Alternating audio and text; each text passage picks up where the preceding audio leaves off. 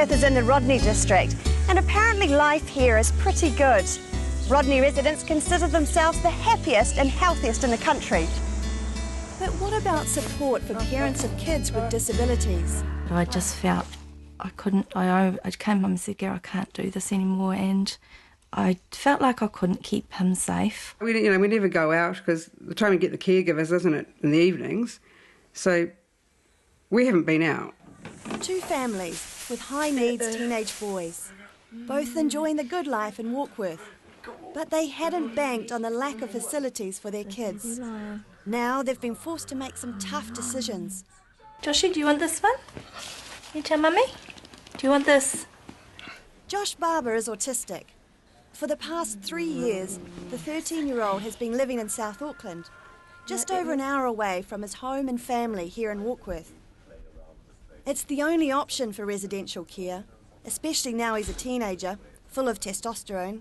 Good. We did have a little run where Josh was smashing the windows with his head, and one week he smashed 2 windows, and I was just, the stress level was just, if you said out of 10, I'd say it's 20 out of 10, you know.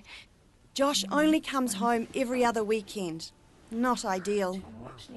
Bye, Jakey. Jake Piper's 12, born with a range of severe medical conditions. Dad's given up work to look after Jake. He's now just too big for anyone else to manage. Because he's heavy, he's big, and even though he can walk, it's because he's mentally disabled, he doesn't understand, like getting into cars and getting up from the shower. We've got a handrail, but he won't use it. It's almost impossible to get him out of the shower. You need 2 people. It's easy putting him in there. And doing his nappy, because you've got to get him on the floor and roll him.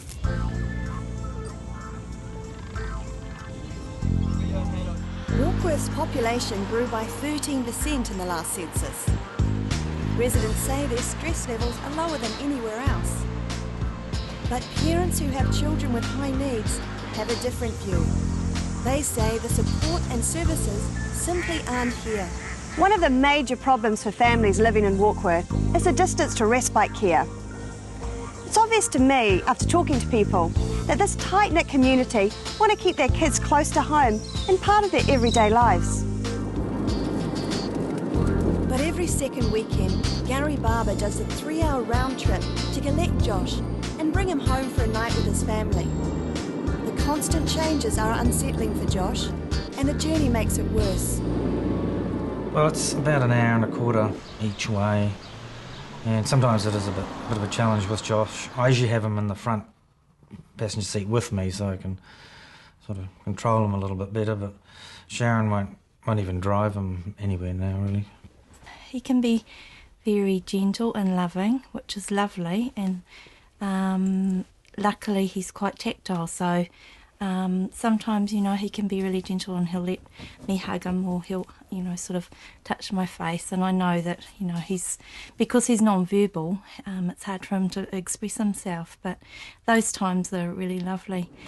And then he can also get agitated, and there's like 2 sides really, and that's really hard to deal with, and I think he finds it hard to deal with too.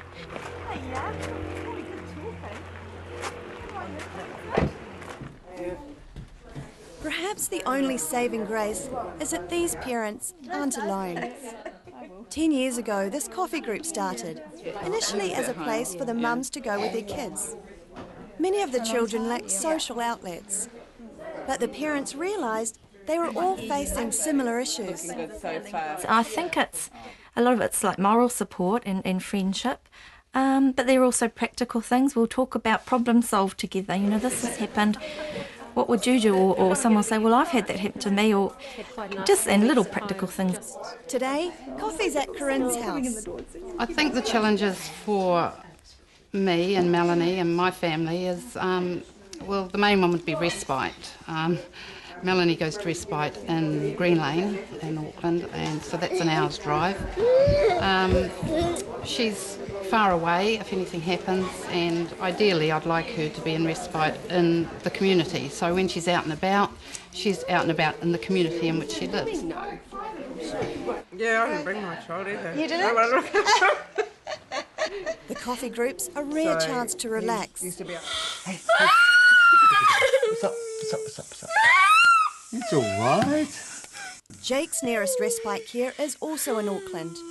He goes to the Wilson Centre every second weekend. That entitlement ends when Jake turns 16. Some people argue that there should not be respite, that all care should be in the community. For these families, it is vital time out. Because that's how you survive. You survive in between times, if you know what I mean. It's like, if I didn't have a break at all, I can't even think when he doesn't go to Wilson home. You know? Even with Roger here, it's like, yeah, I don't know. We haven't been out. We used to take Jake down to the pub when he was little in his buggy, you know, just for a couple of drinks on a Friday night. That's fun. But yeah, we don't go out much now, and yeah, I don't know, sometimes I just wish things could be different. These families talk of a constant struggle to balance the needs of everyone in the family. The climax at one point where things came to a head, we bought an 8-seater, a van, and I thought this would be great because Josh could sit in the middle and he couldn't bang his head on the windows because that was another thing he used to do. One day he was really relaxed, and I thought we'll go for a drive. He got really upset all of a sudden and he threw himself at the window, and he actually smashed the window with his head.